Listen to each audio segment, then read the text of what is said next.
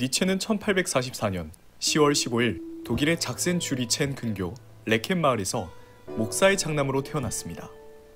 그리고 안타깝게도 1849년 니체가 5살이 된 해에 아버지가 뇌연화증으로 사망했죠.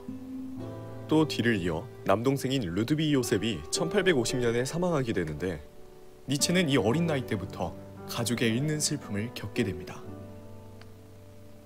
그는 선천적인 병마로 몸이 남들보다 좋지 않으며 앞서 말했듯 가족의 이름의 아픔을 가지고 있지만 니체는 어린 나이에도 불구하고 이런 것들을 내색하지 않으며 다른 학생 친구들과 잘 어울려 평범한 학창시절을 보냅니다.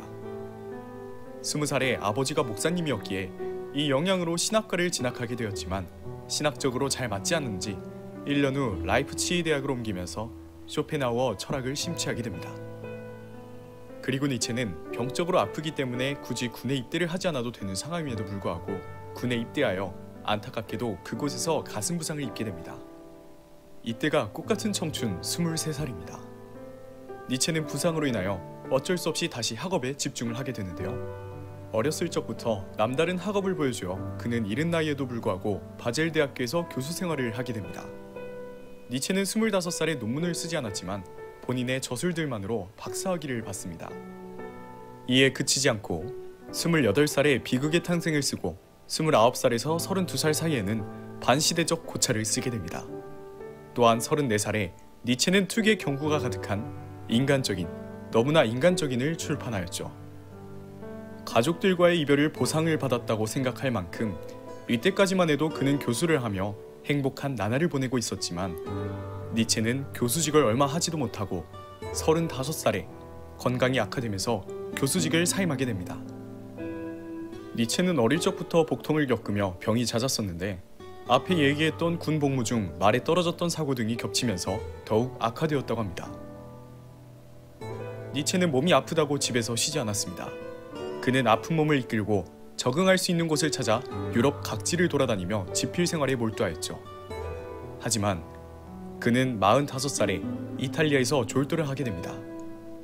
저희가 생각하는 평범한 병원이 아닌 정신병원에서 입원을 하게 되는데 그는 입원을 하고 그의 마지막 10년을 여기서 보내게 됩니다.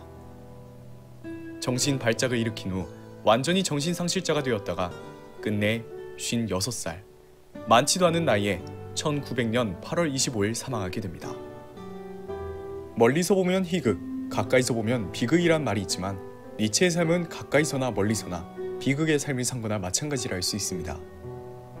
이런 그의 삶을 보면 회의주의에 빠지거나 슬픈 삶을 살았으리라 느낄 수 있지만 니체는 초인 사상으로 이러한 삶을 헤쳐나갑니다. 그렇다면 앞에서도 말했고 니체의 대표 사상이라 일컫는 초인 사상이란 무엇일까요? 세상의 가치에 의존하지 않으며 스스로의 가치를 만드는 사람을 니체는 초인이라고 합니다. 즉 스스로의 가치를 만들며 자신의 삶의 주인이 되어 난관을 헤쳐나가는 사상을 바로 초인 사상이라 말합니다. 스스로의 결정으로 세상과 맞서며 신에 의존하지 않는 삶이라고도 할 수 있죠. 이것은 니체가 추구하는 인간상이며 사람을 넘어선 사람이라고도 불립니다. 또한 니체의 명언에서 신은 죽었다 라는 말을 쉽게 접하고 들었습니다. 이를 통해서 스스로의 결정으로 세상과 맞서며 신에 의존하지 않는 삶을 이야기하는 것입니다. 그러나 기독교 신자들이 그를 적으로 여기게 된 사건, 도덕에 대한 신랄한 비판으로 인한 니체의 비윤리적인 철학으로 오해받는 사건들이 나타나게 됩니다. 하지만 진정으로 그가 말하는 초인은 도덕의 파괴도, 인종차별주의도 아니고 사회적으로 주눅들지 말고 삶을 긍정해 운명을 개척하라는 내용인데 말입니다. 신에 의존하지 않는 스스로의 결정으로 사는 삶, 우리는 이러한 부분에 있어서 다시금 생각하는 계기가 됩니다.